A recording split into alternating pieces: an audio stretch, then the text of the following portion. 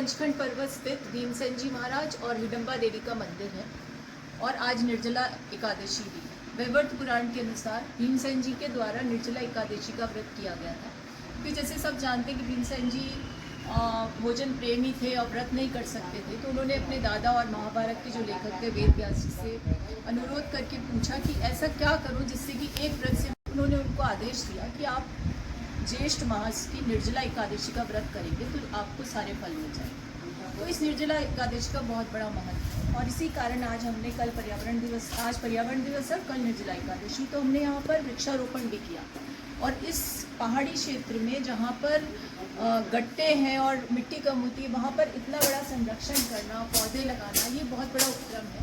लेकिन मैं समझती हूँ कि आध्यात्मिक रूप से अगर आप समृद्ध होते हैं और आंतरिक रूप से अपना तारतम्य बैठाने का प्रयास करते हैं तो पर्यावरण के संरक्षण का भी महत्व भी बढ़ जाता है। और देखिए, पौराणिक काल में हमने देखा है कि मानव उत्पत्ति हुई तो मानव ने सबसे ज़्यादा नेचर के साथ अपने आप को जोड़ा, और नेचर के साथ जब जोड़ा अपने आप को प्रकृति के साथ, तो उसकी उन्नति भी और फिर इवोल्यूशन भी हुआ।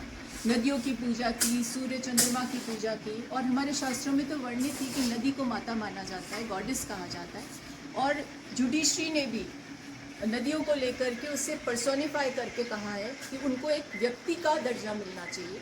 तो ऐसे पहाड़ों का भी उतना ही महत्व है, जंगल का भी उतना ही महत्व है, पौधों का भी उतना ही महत्व है। तो पौधारोपण करिए, आध्यात्म के साथ जुड़ के करिए, तो उसके संरक्षण में आपकी भूमिका निश्चित रूप से ऐसी होगी जैसे कि ईश्वर के साथ आपका तारतम्य बन गया।